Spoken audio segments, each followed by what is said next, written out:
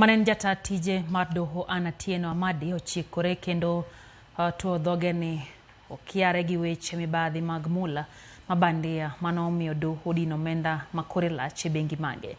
Magi oyangore kinde dayo dho ji madwaro lemo mar jakom duol matayo yiero pacho ka IEBC maitawo koda put moyedhi ne chenro mochakore kawuono kendo odhi nyime kaka Walter Nyambaga leronwa. E chenro mar manyo ng'ano mabiro kawo thuolo mar Wafula Chebukati mane jakom duol matayo yiero kod kio pacho ka The Independent Electoral Boundaries Commission IEBC. Chakore motegno ka ji 11 madwaro kom maliet pano ochako chopo kaka wuono jang'wen mochopo nyima pudno. In your own view, kuom jang'wen go moting'o mane jata tije mar do Atieno Amadi okete tago mohore maliet kedwaro mondo oler weche mibadhi moko mane miene. Amadi okoni okoyango weche mag mibadhi mag mula mabandia mane oterego e doho kendo doho ne ogolo chik mondo duono omenda ne bengi maromo Kenya shillings milion 100. Amadi okoni mago ne mana weche mag ketho nying kod miriambo mag otide magikone to okoni ne oyangore ni oken adieri. The High Court issued orders to freeze your personal accounts. Yes. And those of the law firm associated with yourself. Yes. That is Amadi and Associates Advocates in relation to a gold scandal. That's correct. It is alleged that you and other persons who are at the center of the gold scandal defrauded a British citizen of more than $100 million paid to the purchase of 1,500 kilograms of gold. That's correct. It was an attempt to shake me, an attempt to mudsling my reputation because I've upheld my integrity. I do not have skills in gold trade. Eburano, jopiny Ingresa ariyo moting'o Demetrius Branshaw mane jata tije maduong' e kambi mar Bruton Gold Trading LCC ne dwaro ni mondo duol mar JSC othich oko Amadi kage ywak ni kambi mar Amadi moyangore kaka Amadi and Associate Advocate ne ogoyo kodgi chumbu mag mula e yor mibadhi.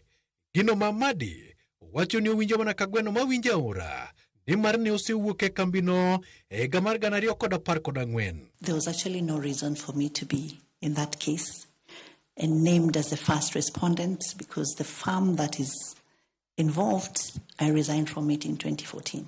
Esechego, bende mane en jakom mar keto e tim chako tiyo mar katiba, the CIC, Charles Nyachae, bende oyudore kom malietno, kipenje gimomiyo ne ogoyo tao e kaka jang'ad buche do mar riwruok mag pinje mag Afrika ma Ugwe. I say to myself, I'm not being fair to myself. I'm not being fair to the people of East Africa. Because all this time, Chair and members of the panel, every month I am earning $2,000 for doing nothing. Apudno, mocho e kom kod Nelson Makanda, bine dwaro ng'eyo kopo ni Nyachae nyalo goyo tao ka weche obiro bedo moridore duol mar IEBC. Are we going to have our chairman resign before end of day? Not at all. Moko ma bende odunyruok godo kod penje nyima Apudno, utingo Abdul Kadir Lorot Ramadhan, en jang'ad buche do ma Naivasha, to kod Edward Katama Ng'eywa, ne otemo gerore e nyima Pudno. It was alleged that you should not take a lead role in IEBC, now given your past work record, according to his memoranda. As a chair of IEBC, how would you ensure there is unity?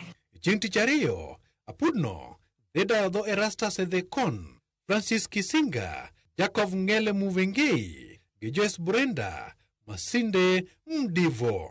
Chenro makama biro dhiyo nyime odiochieng'no makiny kama Pudni ni biro dhiyo nyime kod dayo dho ji mamoko kendo madwaro lemo maket kod ma. Makmani penjo maduong' en to jogo mochwalo ng'ur kane kondo wach ewi bidhruok mag apisas maket kod mane ibiro tim nade. Walter Nyambaga, Ramogi TV.